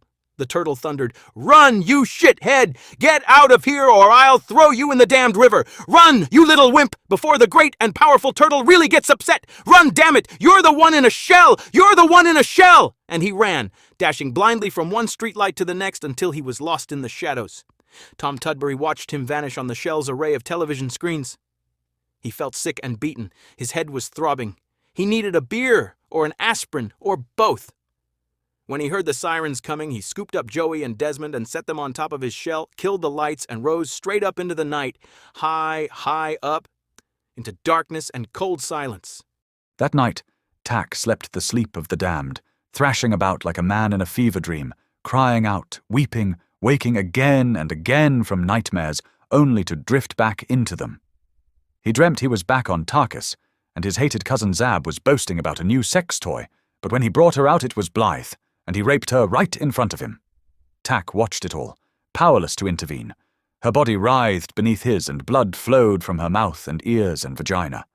She began to change into 1,000 Joker shapes, each more horrible than the last, and Zab went right on, raping them all as they screamed and struggled. But afterward, when Zab rose from the corpse covered with blood, it wasn't his cousin's face at all. It was his own, worn and dissipated, a coarse face, eyes reddened and puffy, long red hair tangled and greasy, feature distorted by alcoholic bloat or perhaps by a funhouse mirror. He woke around noon to the terrible sound of tiny weeping outside his window. It was more than he could stand. It was all more than he could stand. He stumbled to the window and threw it open and screamed at the giant to be quiet, to stop, to leave him alone, to give him peace, please. But Tiny went on and on. So much pain, so much guilt, so much shame. Why couldn't they let him be? He couldn't take it anymore. No, shut up, please shut up. And suddenly Tach shrieked and reached out with his mind and plunged into Tiny's head and shut him up. The silence was thunderous. The nearest phone booth was in a candy store a block down. Vandals had ripped the phone book to shreds. He dialed information and got the listing for Xavier Desmond on Christie Street, only a short walk away. The apartment was a fourth-floor walk-up above a mask shop. Tachyon was out of breath by the time he got to the top. Des opened the door on the 5th knock. "You," he said. "The turtle," Tach said. His throat was dry. "Did he get anything last night?" "No," Desmond replied. His trunk twitched. "The same story as before. They're wise to him now. They know he won't really drop them. They call his bluff. Short of actually killing someone, there's nothing to do." "Tell me who to ask," Tach said. "You," Des said. Tach could not look the Joker in the eye. He nodded. "Let me get my coat," Des said. He emerged from the apartment bundled up for the cold, carrying a fur cap and a frayed beige raincoat. "Put your hair up in the hat," he told Tachyon, "and leave that ridiculous coat here. You don't want to be recognized." Tach did as he said. On the way out, Des went into the mask shop for the final touch. "A chicken," Tach said when Des handed him the mask. It had bright yellow feathers, a prominent orange beak, a floppy red coxcomb on top. "I saw it and I knew it was you," Des said. "Put it on." A large crane was moving into position at Chatham Square to get the police cars off Freaker's roof. The club was open. The doorman was a 7-foot-tall, hairless joker with fangs. He grabbed Des by the arm as they tried to pass under the neon thighs of a 6-breasted dancer who writhed on the marquee. "No jokers allowed," he said brusquely. "Get lost, Tusker." Reach out and grab his mind, Tachyon thought. Once, before Blythe, he would have done it instinctively, but now he hesitated, and hesitating, he was lost. Des reached into his back pocket, pulled out a wallet, extracted a $50 bill. "You were watching them lower the police cars," he said. "You never saw me pass." "Oh yeah," the doorman said. The bill vanished in a clawed hand. "Real interesting, them cranes." "Sometimes money is the most potent power of all," Des said as they walked into the cavernous dimness within.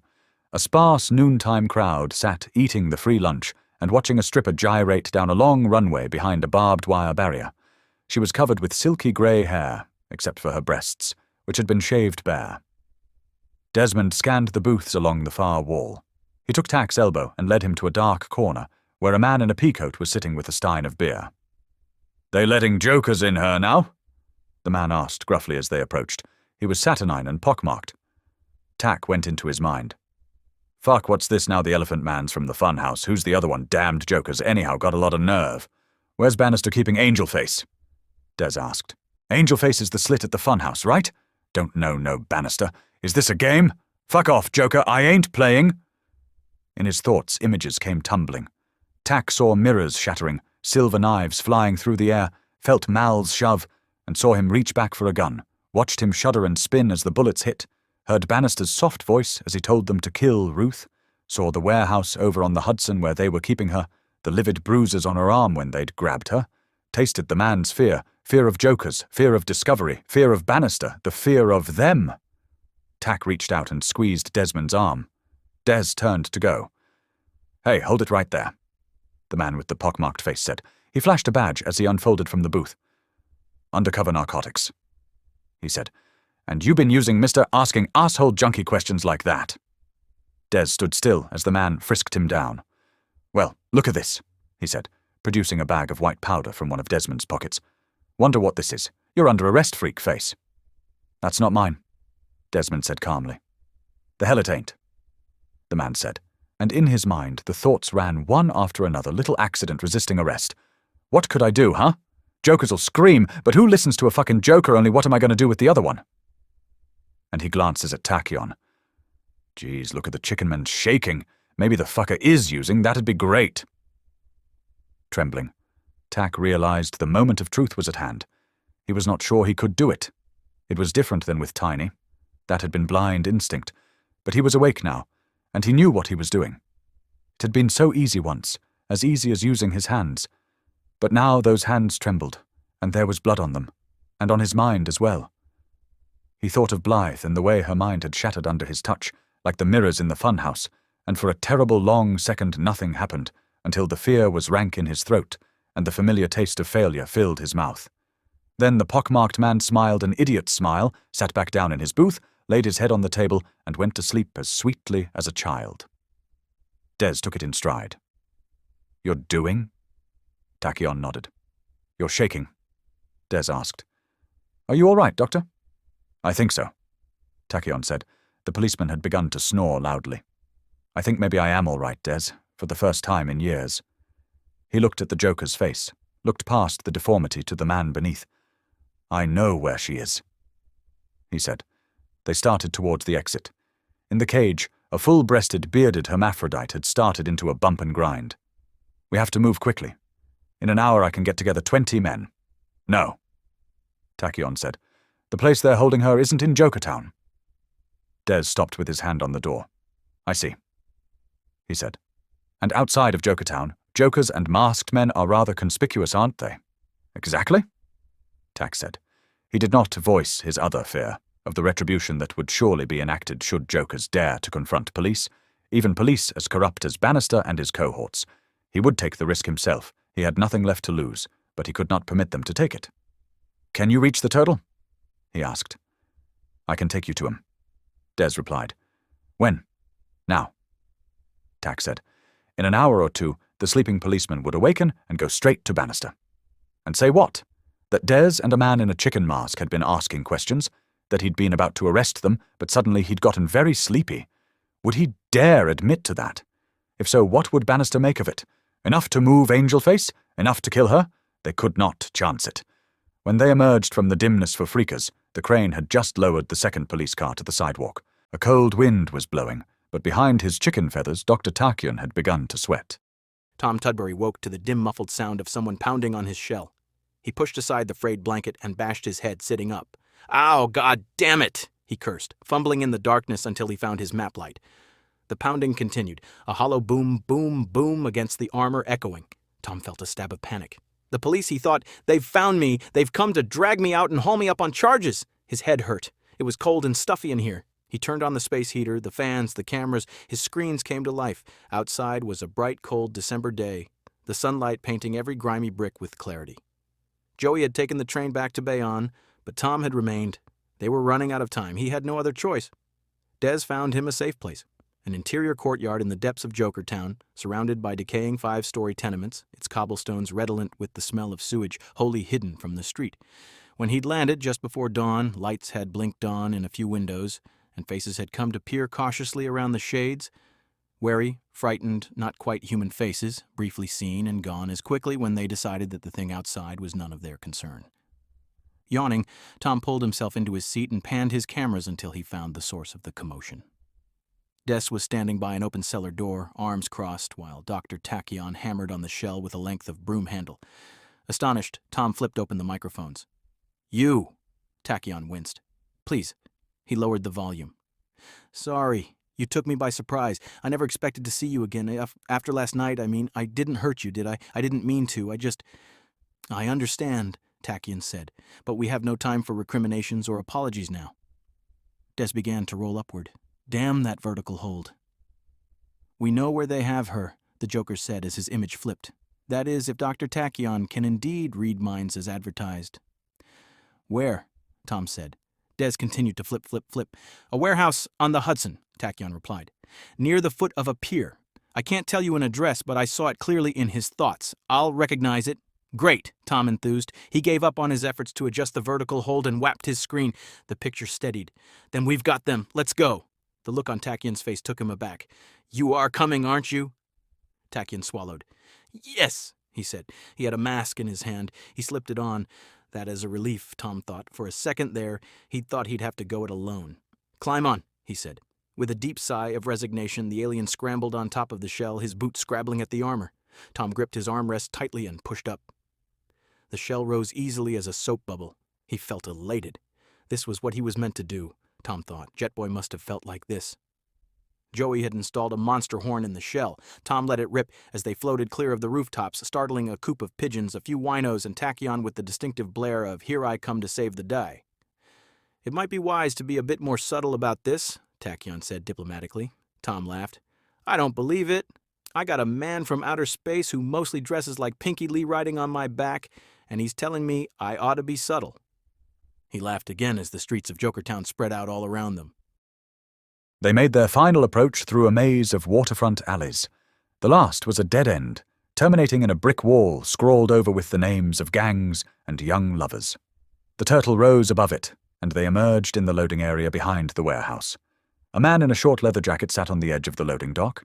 He jumped to his feet when they hove into view. His jump took him a lot higher than he anticipated, about 10 feet higher. He opened his mouth, but before he could shout, Tach had him. He went to sleep in midair. The turtle stashed him atop a nearby roof. 4 wide loading bays opened onto the dock, all chained and padlocked, their corrugated metals doors marked with wide brown streaks of rust. "Trespassers will be prosecuted," said the lettering on the narrow door to the side.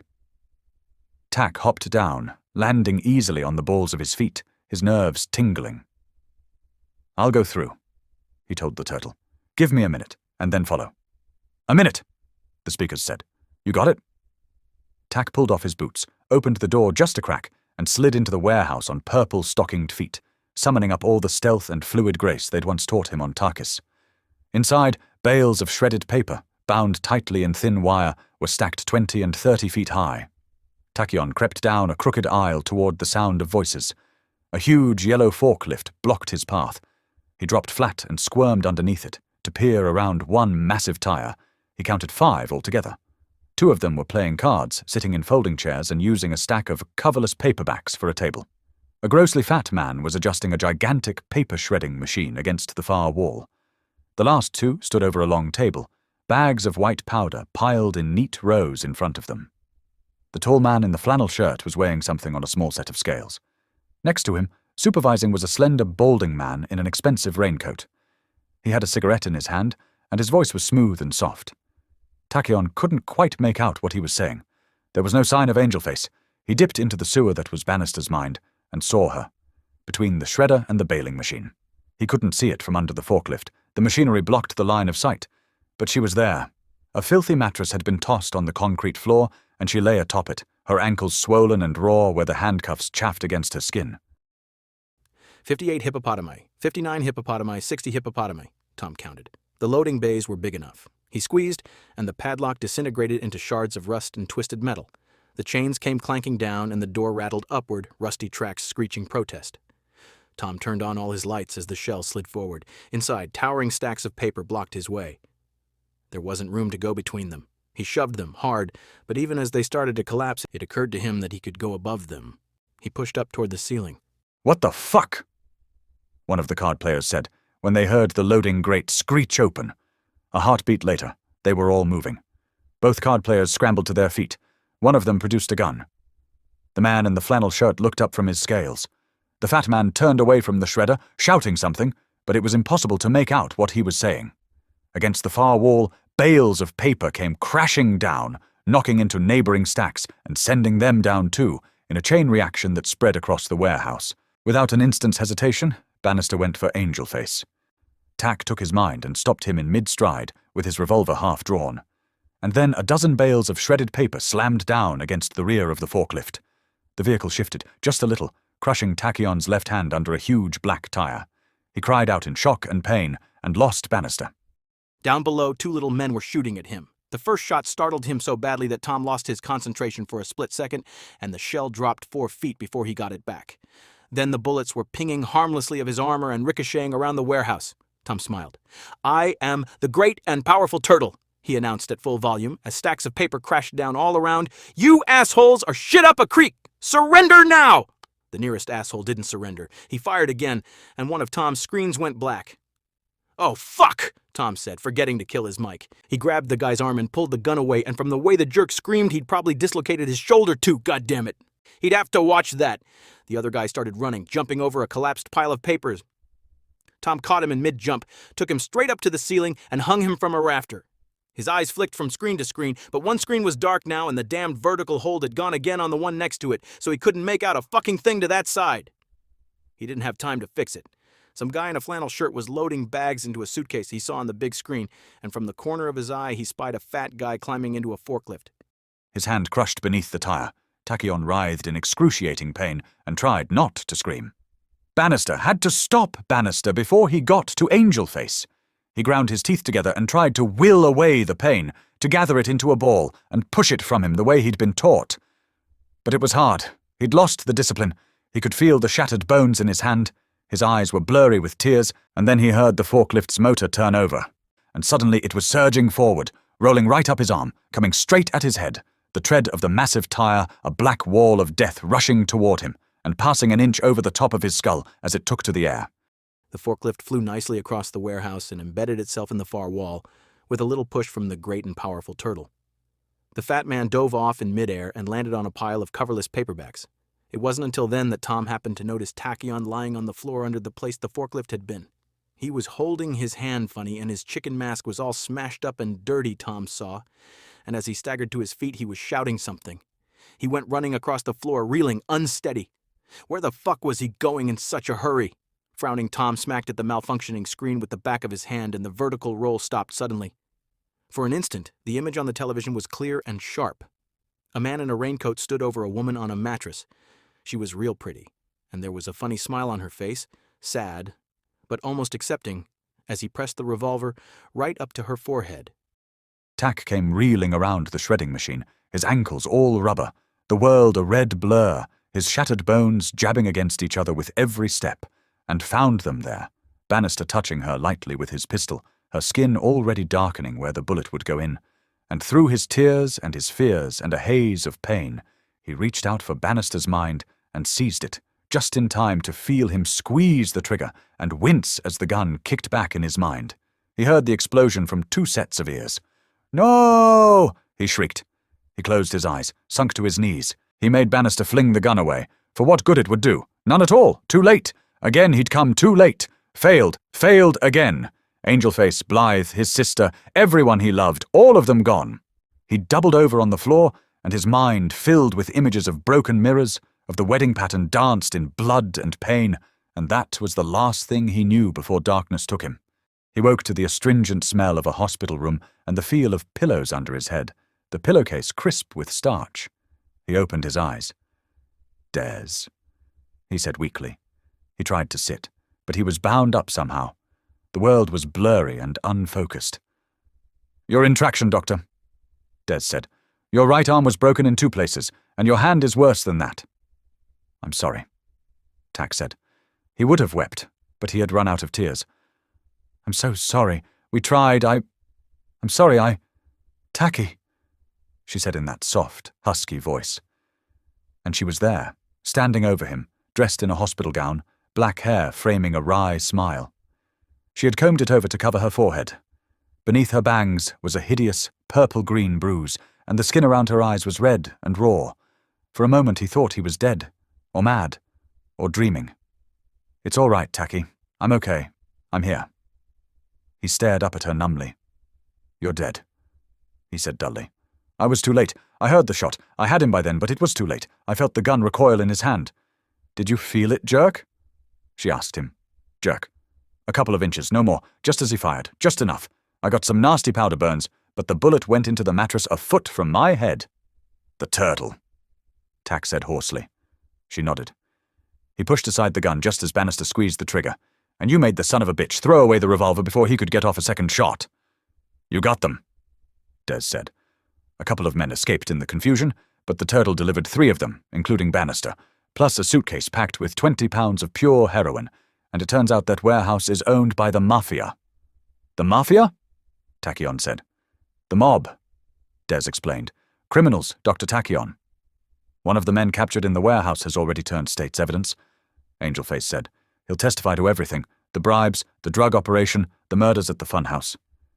Maybe we'll even get some decent police in Jokertown," Des added. The feelings that rushed through Tachyon went far beyond relief. He wanted to thank them, wanted to cry for them, but neither the tears nor the words would come. He was weak and happy. "I didn't fail," he managed at last.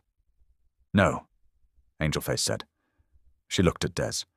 "Would you wait outside?" When they were alone, she sat on the edge of the bed. "I want to show you something. Something I wish I'd shown you a long time ago." She held it up in front of him. It was a gold locket. "Open it." It was hard to do with only one hand, but he managed.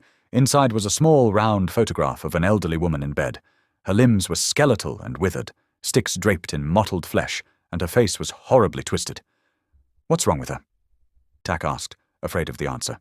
Another joker, he thought, another victim of his failures.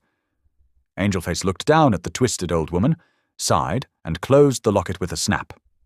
When she was 4, in Little Italy, she was run over while playing in the street. A horse stepped on her face, and the wagon wheel crushed her spine. That was in, 1886.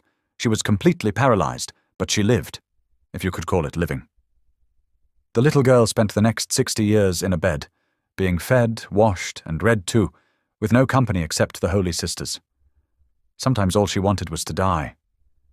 She dreamed about what it would be like to be beautiful, to be loved and desired, to be able to dance, to be able to feel things. She smiled. "I should have said thank you a long time ago, Tachy, but it's hard for me to show that picture to anyone. But I am grateful, and now I owe you doubly. You'll never pay for a drink at the funhouse." He stared at her. "I don't want a drink," he said. "No more. That's done." And it was, he knew. If she could live with her pain, what excuse could he possibly have to waste his life and talents? "Angelface," he said suddenly, "I can make you something better than heroin. I am a biochemist. There are drugs on Takis. I can synthesize them, painkillers, nerve blocks. If you'll let me run some tests on you, maybe I can tailor something to your metabolism. I'll need a lab, of course. Setting things up will be expensive, but the drug could be made for pennies. I'll have some money, she said. I'm selling the funhouse to Des, but what you're talking about is illegal. To hell with their stupid laws. Tach blazed. I won't tell if you won't. Then words came out tumbling, one after the other, a torrent. Plans, dreams, hopes, all of the things he'd lost or drowned in cognac and sterno, and Angelface was looking at him, astonished, smiling, and when the drugs they had given him finally began to wear off, and his arm began to throb again, Dr. Tachyon remembered the old disciplines and sent the pain away, and somehow it seemed as though part of his guilt and his grief went with it, and he was whole again, alive. The headline said, Turtle, Tachyon Smash Heroin Ring. Tom was gluing the article into the scrapbook when Joey returned with the beers. They left out the great and powerful part, Joey observed, setting down a bottle by Tom's elbow. At least I got first billing, Tom said. He wiped thick white paste off his fingers with a napkin and shoved the scrapbook aside. Underneath were some crude drawings he'd made of the shell. Now, he said, where the fuck are we going to put the record player, huh? Interlude 2 from the New York Times, September 1st, 1996. Jokertown Clinic to open on Wild Card Day. The opening of a privately funded research hospital specializing in the treatment of the Tachyon wildcard virus was announced yesterday by Doctor Tachyon, the alien scientist who helped to develop the virus. Dr. Tachyon will serve as chief of staff at the new institution, to be located on South Street, overlooking the East River. The facility will be known as the Blythe Van Rensselaer Memorial Clinic, in honor of the late Miss Blythe Stanhope Van Rensselaer. Miss Van Rensselaer, a member of the Exotics for Democracy from 1947 to 1950, died in 1953 in Whittier Sanatorium. She was better known as Brain Trust. The Van Rensselaer Clinic will open its doors to the public on September 15th, the 20th anniversary of the release of the wildcard virus over Manhattan. Emergency room service and outpatient psychology care will be provided by the 196-bed hospital. We're here to serve the neighborhood and the city, Dr. Tachyon said in an afternoon press conference on the steps of Jet Boy's tomb. But our first priority is going to be the treatment of those who have too long gone untreated, the jokers whose unique and often desperate medical needs have been largely ignored by existing hospitals. The wildcard was played 20 years ago, and this continued willful ignorance about the virus is criminal and inexcusable. Dr. Tachyon said that he hoped the Van Rensselaer Clinic might become the world's leading center for wildcard research and spearhead efforts to perfect the cure for wildcard, the so-called Trump virus. The clinic will be housed in a historic waterfront building originally constructed in 1874. The building was a hotel known as the Seaman's Haven from 1888 through 1913. From 1913 through 1942, it was the Sacred Heart Home for Wayward Girls, after which it served as an inexpensive lodging house. Dr. Tachyon announced that the purchase of the building and a complete interior renovation had been funded by a grant from the Stanhope Foundation of Boston, headed by Mr. George C. Stanhope. Mr. Stanhope is the father of Miss Van Rensselaer. If Blythe were alive today, I know she'd want nothing more than to work at Dr. Tachyon's side, Mr. Stanhope said. Initially, the work at the clinic will be funded by fees and private donations, but Dr. Tachyon admitted that he had recently returned from Washington, where he conferred with Vice President Herbert H. Humphrey.